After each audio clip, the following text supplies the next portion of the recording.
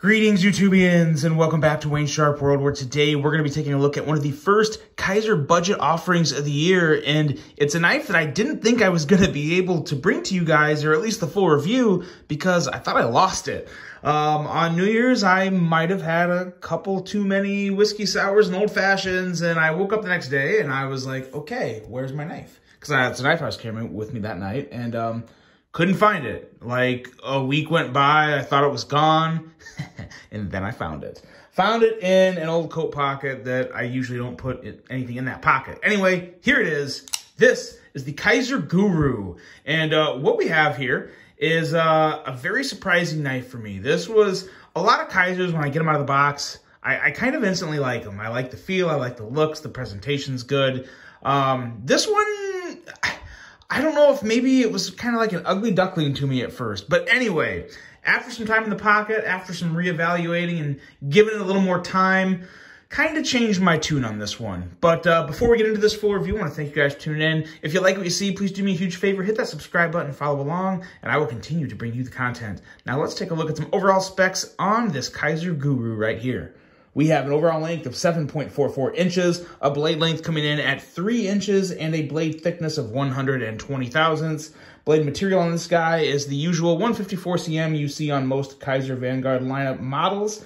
And we have a blade style of a sheep's foot with a flat grind, a handle length coming in at 4.44 inches, and a handle thickness just under half an inch at 495 thousandths.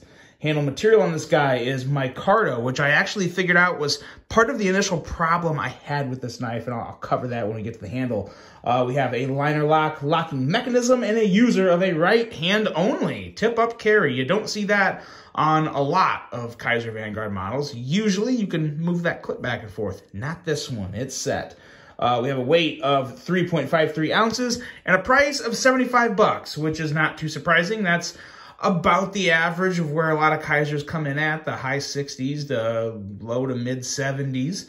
But yeah, pretty typical Kizer in terms of specs. And what we have here in size comparisons is a very nice size knife, one that is going to work very well for a lot of people. And we'll start off here with the Kizer Gemini, one of my all-time faves, and it lines up really well there. And a lot of you probably know the Hogue Deca. And yes, I do still love my EDC goat scales. They are absolutely phenomenal. I would highly recommend them if you can get your hands on a pair. You can't get these at retailers. From my understanding, you just have to go to the site unless they're going and sending some to distributors, but I believe the website is where I got mine. So I think that's still your best bet. But yeah, lines up pretty well with the Deca. Just really about the exact same length as the Deca, but a relatively different handle shape, to say the least. And two more here to get it lined up for you. This knife actually compares very well. This is the Vosteed Raccoon, and it really does in a lot of ways, from blade shape to ergos. Very, very comparable to this knife. Obviously, the biggest difference is the button lock compared to a liner lock. And then here we have the Kizer Drop Bear, which is still amazing. And yes, the fat carbon does make it better. And yes, it does make it worth the price, in my opinion. Especially that Elmax steel on is what? Oh, is that Elmax? Yes, Elmax steel on this one. Sorry, got confused. Anyway, there's your lineups. As you can see, pretty good size knife, pretty average, medium to some people might consider it somewhere in that small and medium, the schmedium range, something like that, but a good size knife. And when you get into this blade, there's not a lot to dislike about this blade. A lot of really good things going on here. We have a edge reading coming in at 19 thousandths, which is going to be just fine for everybody. We have a very nice plunger grind, keeps the sharpened edge very nice and thin. Good to go there. And yeah, just a really nice blade shape. This is a great EDC blade shape, and it just makes for a really good beater knife. It can handle just about anything you throw at it, especially for a $75 knife. It's going to work very well for you. And the choil there does some pretty darn good wonders. Thumb studs work really well. And the one thing that really stuck out to me with this knife, what really got my attention and kind of kept it, was just the design from a close standpoint. The aesthetics from a close standpoint, it looks very nice. It's very symmetrical, very clean. I really like that a lot. But when I pulled this out of the box, there was something that was bothering me. And I didn't know exactly what it was at first, but I did figure out what it was throughout some carry, and it actually has nothing to do with any functionality. There is one thing from a functional feel standpoint that I'm not a big fan of that we'll address here in just a second. But in terms of the handle, the micarta kind of throws everything off, because what they did here was it's basically a contoured handle, but this blacker strip here, this is like the flat top sheet of micarta. So this technically wasn't really touched. This is what the micarta looks like when they get it in, and then they contoured the sides. So when they contoured the sides, you know, you get that nice grain and look for the micarta that you want, but then the top kind of just left a dark strip that I don't know if I'd say it looked bad. I just don't see it a lot. You don't see that a lot. Usually you just see a lot of that good grainy texture on micarta, which I love. It's one of the reasons I like micarta. And you definitely have more grip here where you can actually see the grain and weave of the fabric. There's a considerable more amount of grip there than there is here. I'm not saying this is slick, and there's no grip concerns. Like the ergos on this knife are really good to go in terms of, yeah, it's locked in your hand, whether you're using the choil or whether you're backed up, it feels pretty darn good to go. I definitely do prefer this grip position right here, but this is one of my 3 gripes. My first gripe was kind of the micarta there. It just didn't look that good to me at first, and it still doesn't look great, but I've kind of gotten used to it. But there's 2 other things that is a little harder for me to get used to in this choil area here.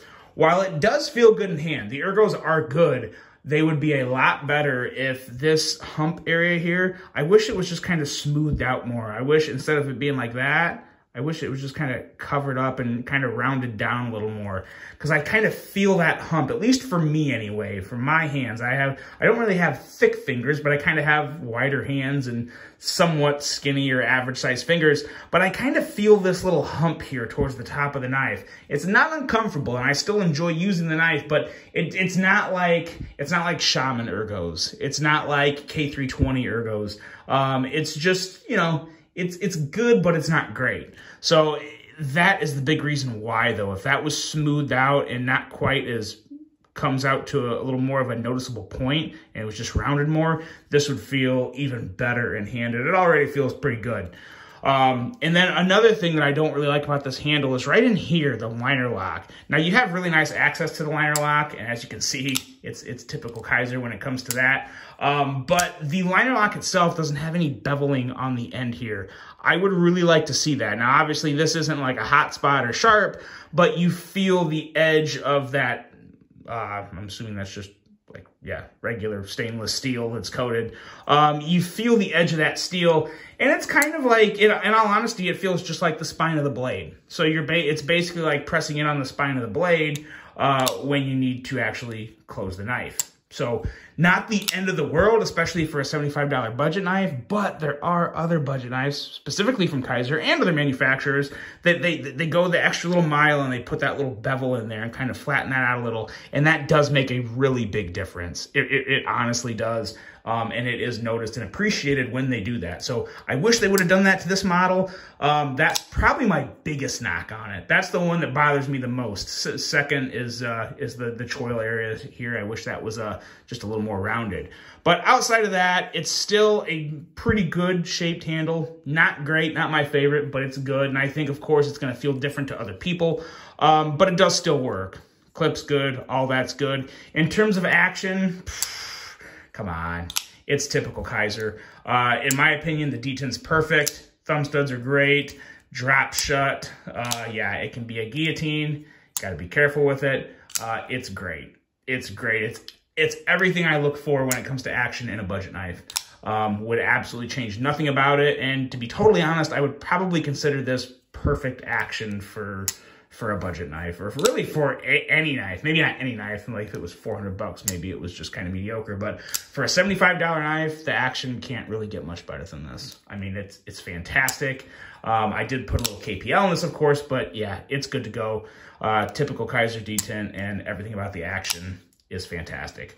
So it leaves us with a knife that ultimately, while it was kind of an ugly duckling to begin with, I do think it's a really good knife. I think it could be made better. I think if you put that little bevel in there on the liner lock, you maybe round this area up here on the choil down a little so you don't quite feel that little hump area there. This could be great. As is, though, it's still a very nice knife. And it's one that really became to appeal to me a little more from an aesthetic standpoint as I carried it. It really is a good-looking knife. I do like it. I would like to see, like, maybe fully contoured scale so I don't have that full black line there. But it is still good. It's typical Kizer in terms of quality and action. And then the rest is really up to you. How do you think it looks? What do you think of the price? That's in the eye of the beholder. But for me, it's pretty darn good. That is the Kizer Guru, guys. Let me know what you think of this. Really hope you guys enjoyed this one. Hope you have an absolutely phenomenal, fun, and safe weekend. And until the next one, I'm out.